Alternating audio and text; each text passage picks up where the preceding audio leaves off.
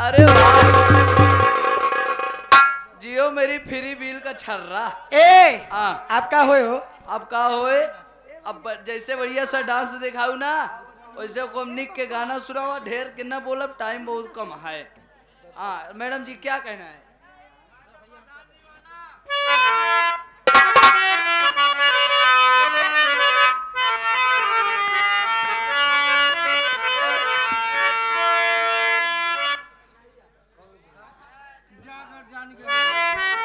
हो जाए हो तो आप लेकिन एक छोटा सा हमारे तरफ से करे बात तोहारा।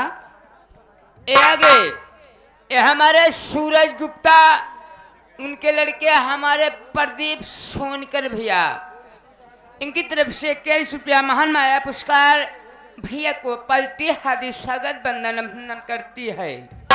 वो बुला रहे हैं।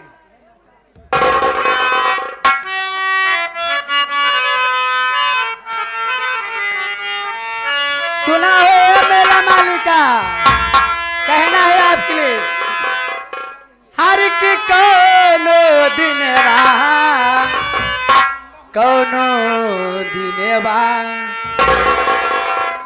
हर की कोनो दिनवा शिकार हो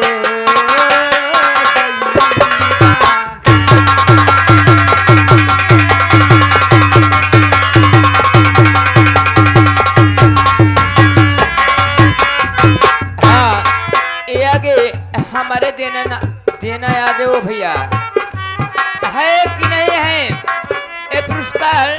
ये तुम्हारे रुपया, तुम्हारे लिए 11 रुपया, 11 रुपया हमारे लिए।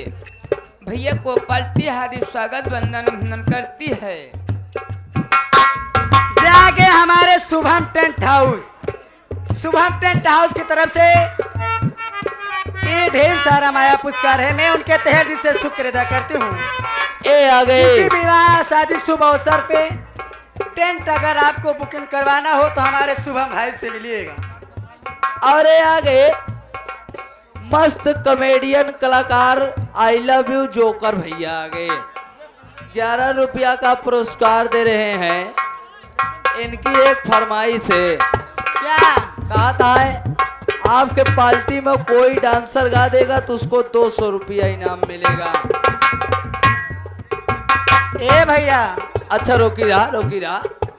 और साथ ही साथ 21 रुपया पुरस्कार आ गए हमारे सूरज कुमार भारतीय, साथ आप सब रेलवे विभाग के कर्मचारी महोदय और नौरतन विश्वकर्मा भैया, इनके साथ में 21 रुपया पुरस्कार आया है। धन्यवाद।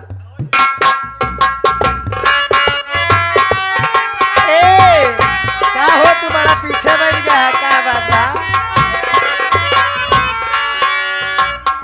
कौन दिनवा शिकार हो जईबा,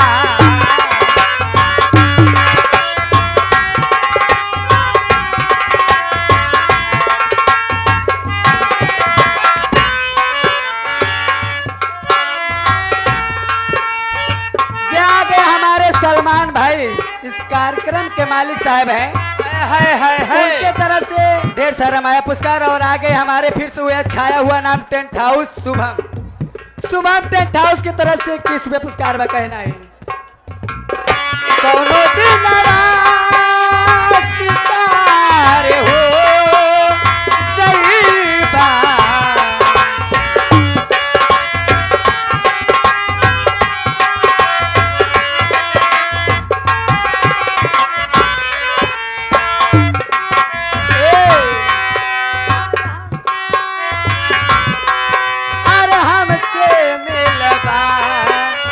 हमसे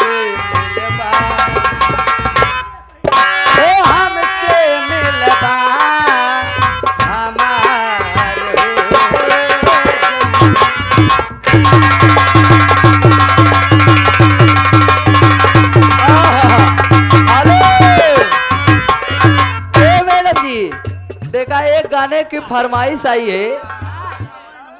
फहराए मन ललचाए बुढ़वन का हेलो। जोड़ी। हाँ। ये हमारे मस्त comedian I love you joker भैया की फरमाइश हाँ। आई है। इनका फरमाइश जरूर सुनाइए अगर आपको का आता हो हो मस्त तो। कॉमेडियन। आगे राजेश कुमार पंडा,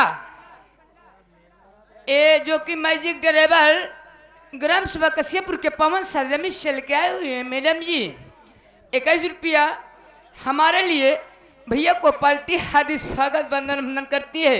बोले कहना क्या है।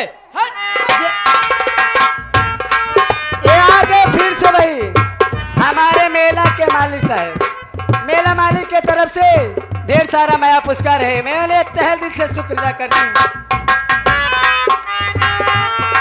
आखिया लड़ल बजब से दिल में तारा रही।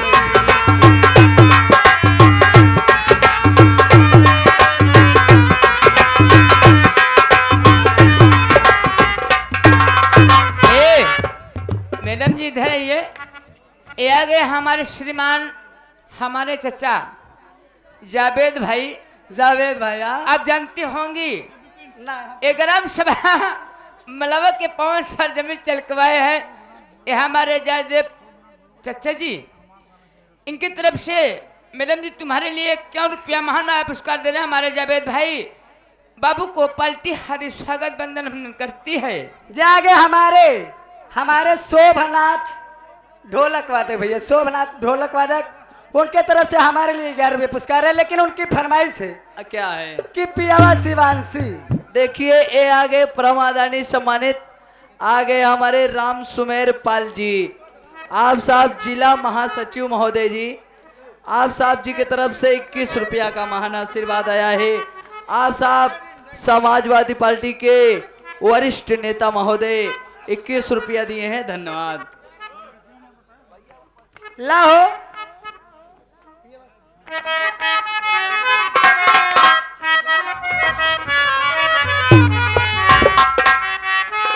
ए सोरे भाई तोहार फरमाइश तो हो भाई करी। ए आगे देखिए आप लोग ध्यान दीजिए और हमारी बात पर गौर कीजिएगा। परम आदरणीय सम्मानित आगे हमारे प्रेमचंद निर्मल नेताजी, आप साहब पूर्व मंडल प्रभारी बसपा प्रयागराज, साथ साथ हमारे हरिशंकर विश्वकर्मा पूर्व प्रधान सराय हुसैन के रहने वाले हैं जी। आप साहब जी की तरफ से 51 रुपया का महान आशीर्वाद आया है। आशीर्वाद की कामना है। जय भीम, जय भारत, जय नमो बहुजन बुद्धाय। समाज पार्टी। हर की पियावा शिवानसी हो, पियावा शिवानसी हरे अन्हार भैले आई देवर तानी देहिया पे कालिया रजा।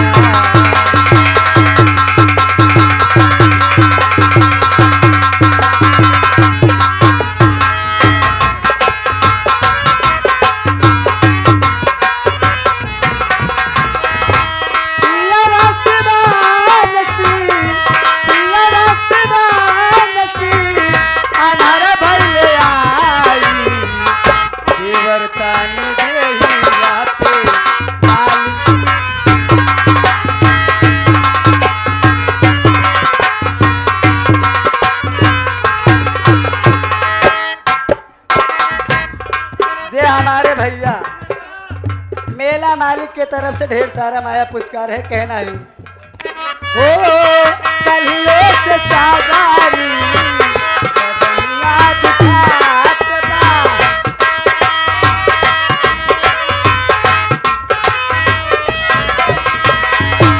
उठेला दर्द नाही तनको भी।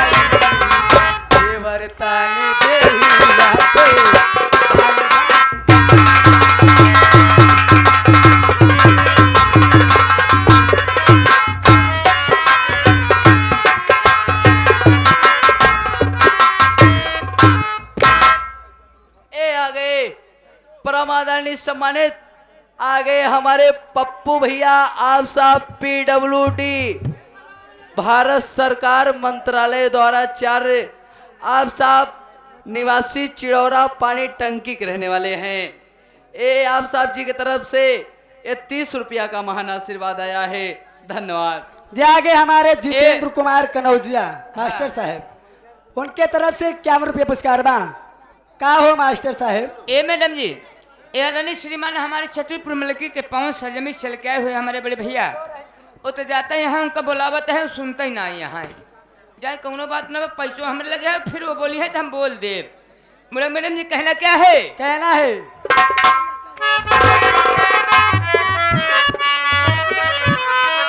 अरे सो रही थी मैं तो खोल के केवाड़, सो रही थी मैं तो खोल के केवाड़, बेदर्दी चुम्मा लेके चले गए।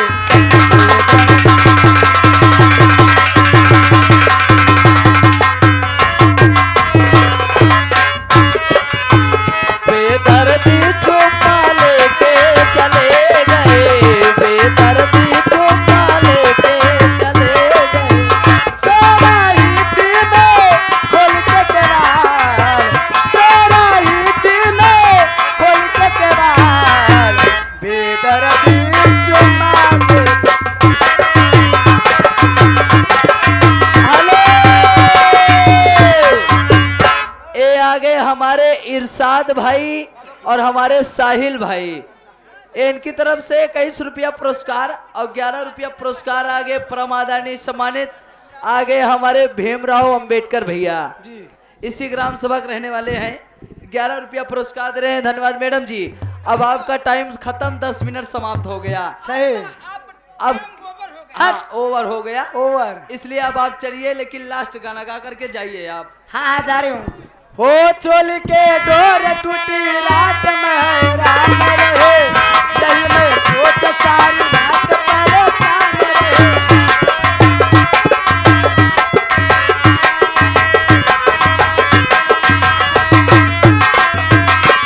चोल के डोर टूटी रात में हैरान रहे, दिल में सोच सारी रात परेशान रहे।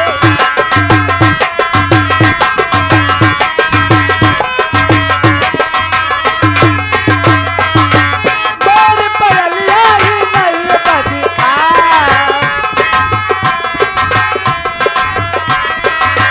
मोर पगलिया ही नहीं बजी बेदर्दी चुम्मा ले।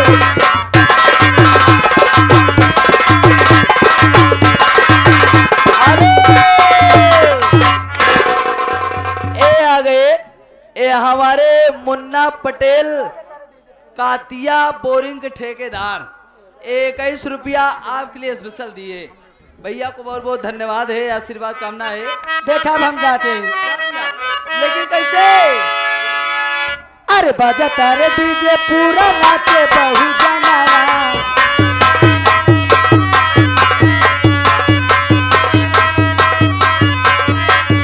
बजता रे डीजे पूरा नाचे बहु जनावा।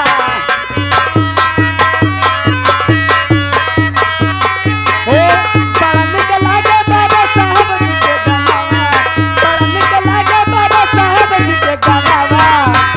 ए अरे हम बहु जान हमर बाबा रतनवा, हम बहु जान हमर बाबा, हम बहु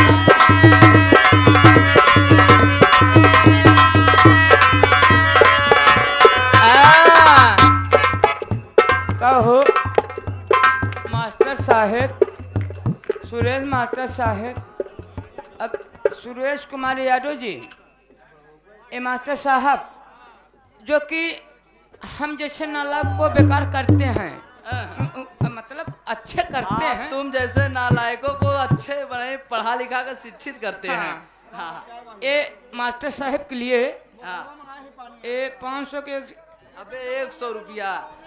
और हम भैया इन्हन बेचे हमारे रतौनी पकड़ा तो पैसा हम कम देखी थी। हाँ, हाँ। 101 रुपया मास्टर साहब दे रहे, पलटी हादी स्वागत बंदन करती। मैं यही चाहूंगा कि जब तक के गंगा जमुना पानी रहे तब तक के हमारे मास्टर साहब के परिवार की जिंदगानी रहे। मुलक कहना क्या है? ए आ गए ये हमारे सलीम भैया अडिका वाले, जी हमारे सलीम भैया अडिका वाले और मुखिया लाइट वाले, जो यहाँ पर ये लाइट लगा हुआ है, मुखिया भैया जहाँ कहीं भी हो तो हमरे पीछे का लाइट सही कर दिया। धन्यवाद। क्या हे कहें? बाजा सारे डीजे पूरा नाचे बहु